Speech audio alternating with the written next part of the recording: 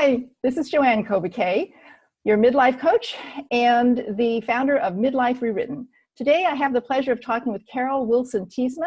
She's a senior affiliate professor of French language and culture at Grand Valley State University in Grand Rapids.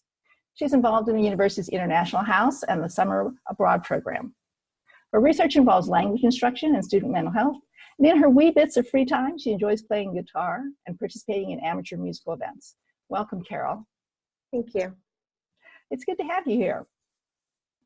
So we talked a little bit before we started the recording about the changes that happened to you during your midlife, and I'd appreciate it if you'd share a little bit more about that.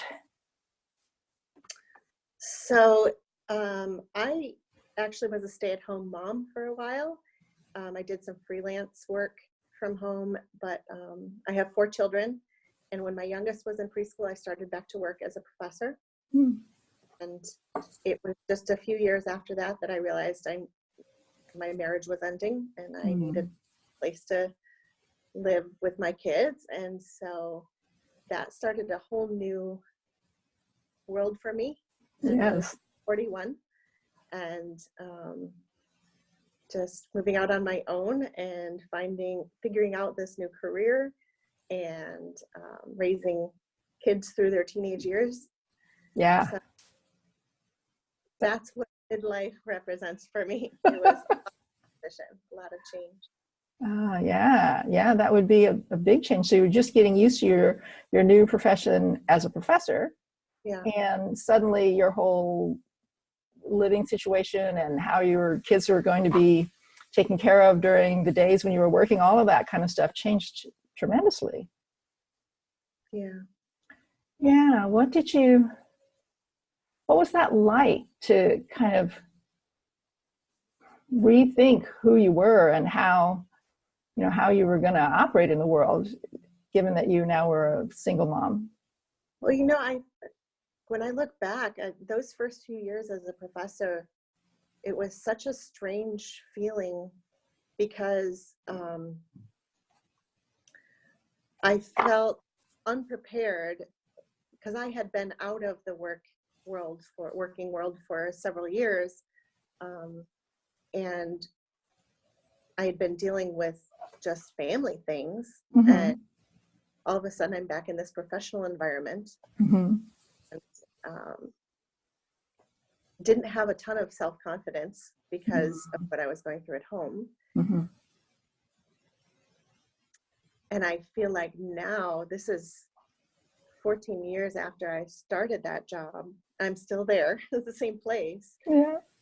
And I feel so much more comfortable in my role as a professor and a professional. Yeah. It was a real growth. It was a real learning curve for me. It really was, because I was coming from a place of real damage and developing a whole new identity, really.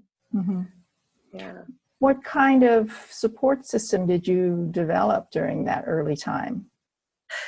That was rough. Yeah, I can imagine. So, we had been pretty heavily involved with church, and a lot of that sort of disappeared for me after the divorce. And my family is not local. So I was sort of rebuilding from nothing. I had a couple good friends that were a support to me, but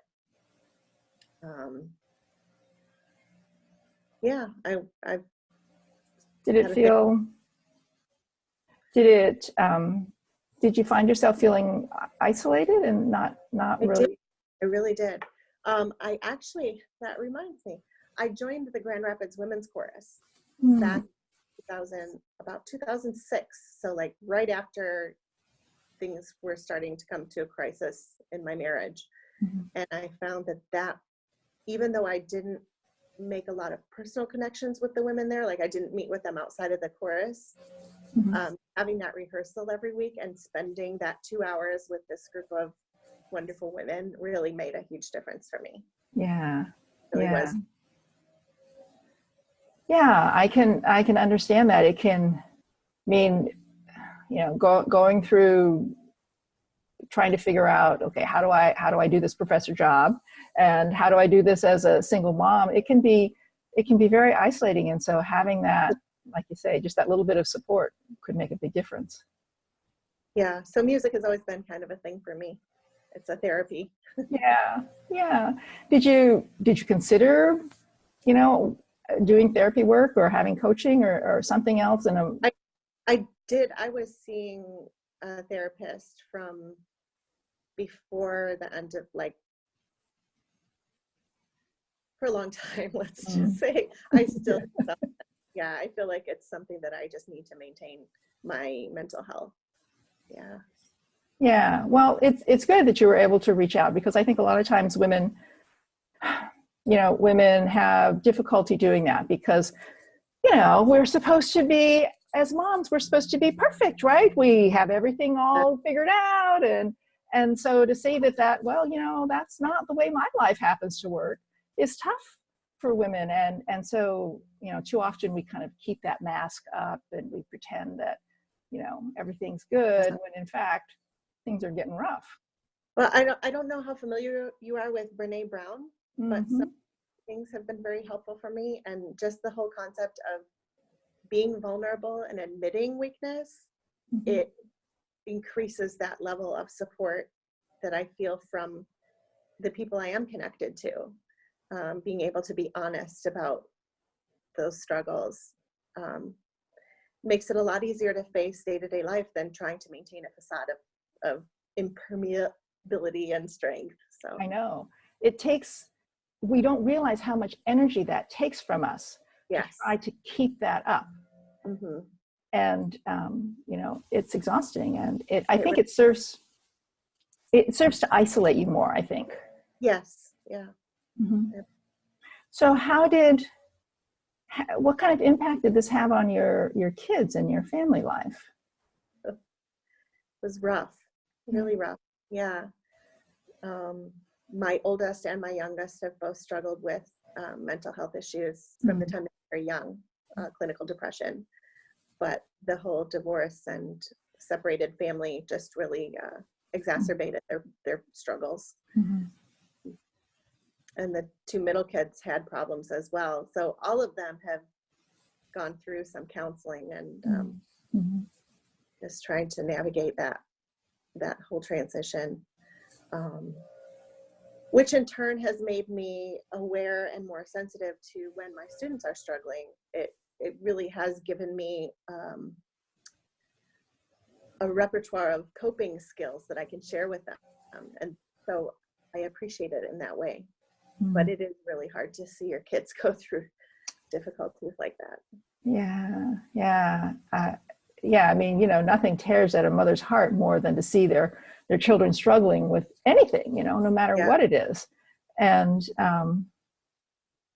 I think part of it is the not knowing how it's going to end up. Yes. Right. Not seeing the future. Yeah. Because you do all those things that you can to help them, and you just have to, hope that it's going to move the needle and help them move in a better direction. Yeah. So looking back at it now, how do you feel about all of that whole experience? When you're in the middle of it, it's just probably a lot of despair. Yeah. Sometimes when you come out the other side, you have a little different perspective on it. Well, and also the whole concept of adult dating is insane. and doing that with children, and they're going through it too, and it's a very weird experience. Yeah. I did go on one double date with my daughter, and well, those are the funny stories you can tell later, right? Very weird. What was that transition like, to be ready to say, okay, I'm ready to think about a relationship? It was really scary. And so towards the beginning, I dated too much. Like I was too eager to find somebody to fill that need. and it was a need. Like I needed that affirmation. Right. And then as I healed and grew through that, I realized that I needed to heal on my own. And so I actually met my husband a while before, 2 years before we started dating. So after meeting him, I realized, okay, that's more the kind of guy that I know I want to spend my life with, but I'm not in a place where I'm healthy enough to have that relationship. So then we were not in a romantic relationship for the first couple of years. So it was sort of this time of backing off and saying, okay, now where do I need to be? How do I need to be healthier so that I can move on? Because I wasn't moving on in a healthy way. And just rediscovering who I am. And it was interesting because I guess a lot of women probably don't get this opportunity to halfway through life reevaluate, am I really being me? And I rediscovered old hobbies that I had enjoyed when I was younger, and I had given up because I was in this marriage with children, and that pretty much occupied the world. And then I was on my own, and it was like, well, what do I want to do? So finding those things again and realizing who I really am and how do I become a healthy individual so that I can offer something in a relationship. And then it came around and we ended up dating and getting married. And here you are. So that worked out. Well, but it definitely was a learning curve. That it wasn't like I came to a point where I was like, oh, I'm ready to move on. It was more a progression of realizing, oh, I screwed that up. I need to figure this out. Like what's the next step towards healing? Yeah, it is kind of a trial and error thing. There's no manual that comes, No. with it. You just have to figure it out. And so I think, I think it's tremendous that you were able to have that awareness that you weren't fully healed. You weren't ready to bring what you wanted to the relationship. Yeah. And so the fact that you were able to work on that, and those, like you say, those little goals, those one step at a time, you try something, you'd figure out, well, I like the way that worked, or no, I don't. And so how could I do that differently? And then you have to do it again, right? I mean, there's lots of iterations. Yes. And even now, I mean, we've been married 2 years, and both of us still discover areas where like, oh, wow, that hurts. That's from my past. That's not this relationship. That's a repercussion from what I went through before, and I need to address this and deal with it. So yeah, ongoing therapy is very helpful. Well, that self-awareness is so important because, and the fact that you can question it, you can stop and pause and say, okay, let's just kind of unpack that a little bit. What's going on here? Right. Is tremendous in terms of continuing to build and strengthen your relationship, because those kinds of things can just slip in and undermine what's going on. And before you know it, you're like, well, what happened here? Yeah. And if you're trying to maintain a facade of having it all together and not admitting, oh, wait, this is the problem for me, it becomes kind of a volcano after a while. Yeah, it does. And that just puts you far, it just makes that divide between you and your husband even bigger. And there again, you feel like you're isolated and not really understood. And that whole litany of things that comes up, right? When you start having a little trouble or you get hurt, and you're trying to make sense out of that. Yeah. Yeah. So it's interesting how some of the things that were the most painful experiences in my life, now I can see them as tools that help me deal with new experiences that are coming. And that whole concept of maintaining a facade and not letting people see our weakness, I think is a big part of social media. And I can see this really affecting my students. And they're trying to hide the struggles they're having, but it's getting worse instead of better. It is getting worse instead of better. And I think I think for a lot of kids, they have that, they feel that, well, nobody's going to understand. My parents don't get it. They're just going to give me grief over, being on social media too much and all of that. And I can't say anything to my friends because, I can't afford to lose my position in the group or, whatever that is. And so, it's a tough position for a kid to be in because they don't really know where to turn. Right. And so the fact that you have an awareness of, what those warning signs look like, and you have a sense of maybe how to broach that conversation initially, just to kind of open the door for them to see if they want to walk through it, is really a tremendous skill to have. Thank you. I really appreciate it. It makes me sad that it's necessary, but I really am thankful that I have that ability and that radar for. Yeah, exactly.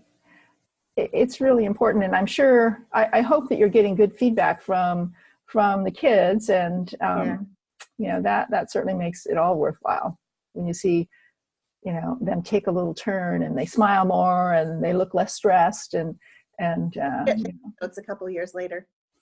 Yeah, sometimes it takes a while to see, but That's all right. Yeah, but kids will remember. They remember who helped them, and so that's a nice thing. But so things sounds like things are going well for you at this point. Mostly. And well, we're all a work in process. Yeah. And what do you see going forward? Well, it's weird. I feel like just this year I'm sort of on this the brink of professional development, because for so long I've been just juggling, trying to get through the tough times, and I am currently working with a colleague on this whole topic of using the foreign language classroom to promote a safe space for good mental health, and getting involved in different faculty learning communities and trying to develop that way, hoping to travel more as my kids are more and more independent. But also realizing that I am not as energetic and strong as I used to be. Yes, dealing with health issues that are coming up with me. So it's sort of a weird point where my ability to travel and learn and develop personally is expanding at the same time as my energy level is declining. It's there. Yeah, it's a catch-22 kind of thing. I remember as a kid, my mother would say, oh, you need to take care of your health. Your health is really important. And, when you're a healthy young kid, you're like, what are you talking about, Mom? Yeah. I'm fine. But as we grow older and we do have health challenges, or we find that we don't have the energy that we used to, we understand the wisdom of those words. Yeah. and we start taking better care of our health. And it's really important, because these days, if we're lucky, our lifespan is a lot longer than it used to be. And if we're lucky, we take care of ourselves. Those extra years can be really good quality years, as they say. And you want to be able to take advantage of that, because there's so many more opportunities now. But so tell me, if you could go back and tell your younger self, a couple of pearls of wisdom, what would those be? Wow. So many things.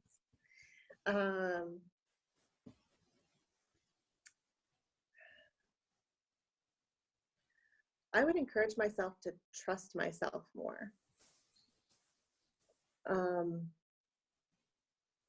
I was really lacking in confidence as a younger person.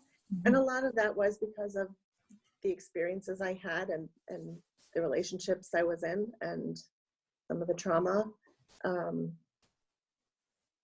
I wasn't super confident that I could make it on my own as a single mom. And coming through that with this job and I ended up purchasing a house that had been repossessed by the government because of a drug dealer that had lived there. Mm-hmm. So it was in really bad shape. We didn't have floors for a couple of years. But I took on that project because I enjoy doing home renovations, but also I could afford this place, and I had 4 children, and I needed a place with a little more room than a 2-bedroom condo. And so looking back and thinking, I did that. I put in those sinks. I installed those lighting fixtures. I can do this. It's a real empowering experience, but I didn't have that confidence going into it that I could do it. And I think I would tell myself, you've got this. You have the ability, you have the intelligence, you can get through this. Mm-hmm. It would have been nice to hear. Yeah. Yeah. Yeah. I mean, it sounds like it was necessity that pushed you into doing something that you probably would never have done otherwise. Right. But the process of doing that taught you so much about yourself. Mm-hmm. So that was a beautiful benefit that came out of it. In addition to having a lovely home to live in, you knew yourself better. Well, it's definitely better than when you got it, I'm sure. Yeah. Yeah. I think, women, we're so good at telling ourselves all the things that are wrong with us. Mm-hmm. And, depending upon the childhood you had and, all of that kind of stuff, we hear so many negative things that we absorb about ourselves and about our environment, and, be careful here, don't do that. And we don't get enough encouragement to seek out the good things about ourselves, the strong things about ourselves. Yeah.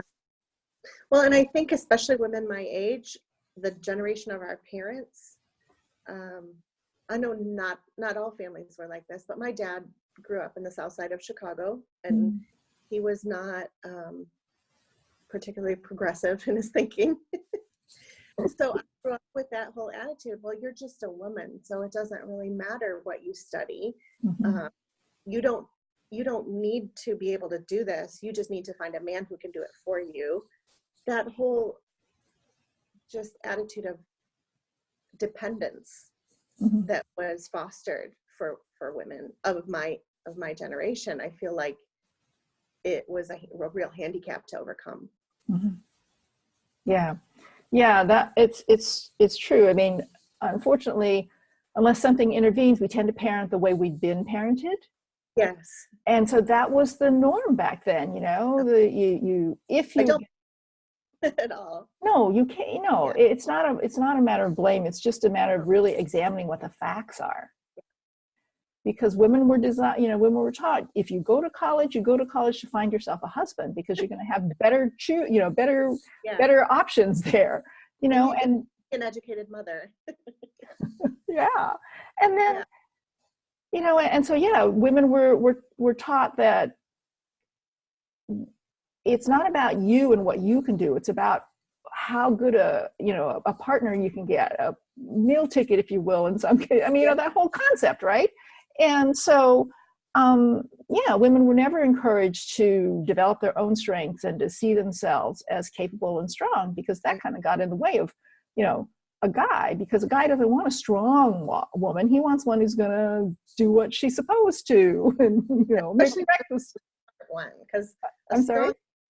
Especially not a strong and smart woman, because that just makes them look bad. So, Yeah. It challenges them, and that's not a comfortable place for a lot of people. So, yeah, I think, so if you look at, midlife women today, what would you encourage them to do more of and do less of? I would encourage them to be more honest and vulnerable with their friends. Mm-hmm. Definitely. Just admit when you're struggling.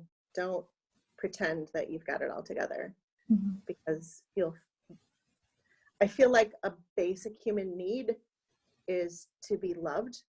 But if you're not known before you're loved, it's not really you that's being loved, right? So you need to be fully known to be fully loved. Yeah. I feel like that's pretty much the core of our existence, and we need community. We need each other. And in order to really connect with people and feel accepted, we need to let our guard down. Yeah. That's the hardest thing to do, especially if Very you've been burned in the past, and it's part of it is about trusting your trusting your intuition about who to open up to, who to have in your inner circle. Right. Yeah. Who am I safe with? Yeah. Yeah. Yeah. I would say that's the big thing. Well, it's a big thing. It really is. Yeah. Oh, well, I want to thank you very much for speaking with me today. It's really been great to get to know you a little bit more and find out, how you've got through this, because you've had some big challenges, and it's been I'm sure we haven't even scratched the surface of certain things, but yeah. So I want to thank you very much. Thank you. All right, Carol. Bye. Bye. I hope you enjoyed our conversation today. As a thank you for being here, I'd like to offer you my glorious second act workbook and planner. It's a great tool to help you gain clarity on what it is you want next in your life and to create a plan to get you there. It's a totally free gift. The link is down below, so click the link, download your planner, and get started, taking action and creating a new and exciting second half to your life. I'm Joanne Kobike, your midlife coach. Stop by again for another episode of Modern Midlife. See you next time.